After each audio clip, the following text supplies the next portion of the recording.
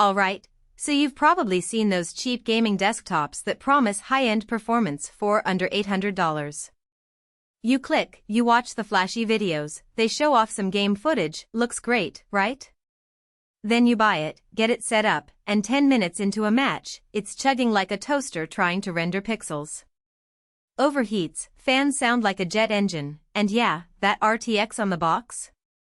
Totally underpowered for what you're actually trying to do. I've been there. And honestly, that's why I was skeptical when I first saw the Acer Nitro 60 and 60-181-UR15.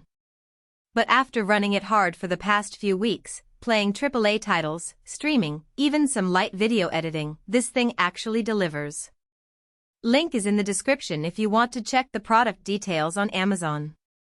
Let's start with the big stuff, the AMD Ryzen 9 7900. 12 cores, up to 5.4 GHz, and paired with 32 GB of DDR5 memory. This isn't just fast for gaming, it handles multitasking like it's nothing. I had 3 browsers open, Discord, a 4K YouTube stream, OBS recording, and still launched Cyberpunk without a single hiccup. That kind of headroom means you're not just buying for today's games, you're future-proofing a bit for the next couple of years. And honestly, that 32 GB of DDR5 makes a noticeable difference, no stuttering when switching apps, and load times are just snappy. Now, the GPU. The RTX 4070 Super with 12 GB of GDDR6X. This is where this desktop really earns its keep. I tested it on titles like Alan Wake 2 and Resident Evil 4 Remake, both with ray tracing turned on full, and it held steady around 60 to 70 FPS on 1440p. With DLSS enabled? Bumped up to 90+ without breaking a sweat. That's smooth, immersive gameplay without needing to dial down settings. It's not just raw speed either, the 4070 Super handles upscaling really well, so even if you're on a 4K monitor, you can still get great performance without sacrificing visuals. One thing I didn't expect to care about as much was the build and cooling. The case has this sleek yet bold design, RGB on the front, mesh panels, but it doesn't look like a spaceship that landed in your living room. It fits just as well in a study as it does in a dedicated gaming setup. But under the hood, the cooling matters. I've played sessions for over 3 hours, and the temp stayed low. The fan curve is smart, it's quiet during normal use and only ramps when needed. No annoying constant whine like some budget towers.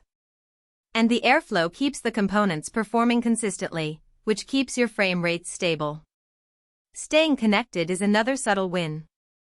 It's got Wi-Fi 802.11 AC and Gigabit Ethernet. Now, I run mine wired, but when I tested on Wi-Fi, I was still getting solid speeds, no lag spikes during gameplay. Perfect if you don't have a direct LAN run to your router. And the ports? Plenty of USB options, including USB 3.2, HDMI, DisplayPort. You're covered whether you're hooking up a dual-monitor rig, a VR headset, or just your favorite peripherals. Storage is no joke either, 2 TB PCIe 4.0 SSD. That's fast storage. Games install in minutes, not half hours. Windows boots up in seconds. And with that much space, you don't have to agonize over deleting old games to make room for a new one. I've got over 20 titles installed, including huge ones like Starfield and Call of Duty, and I'm not even close to running out. Now, it's not all perfect, I'll be honest. One thing I noticed is that the included peripherals aren't amazing. The mouse and keyboard are fine for basic use, but if you're serious about gaming, you'll probably swap them out. And while the case is sleek, it's still a mid-tower, so make sure you've got desk space. It's not tiny. But the pros? Solid cooling, high-tier CPU and GPU combo, great multitasking, future-ready DDR5 and PCIe 4.0, and a clean, functional design. It's a desktop that doesn't just say it's built for gaming, it actually feels like it. No bottlenecks, no thermal throttling, no compromises when it counts. If you're tired of underpowered rigs that make you lower settings just to stay above 30 FPS, this one's worth a look.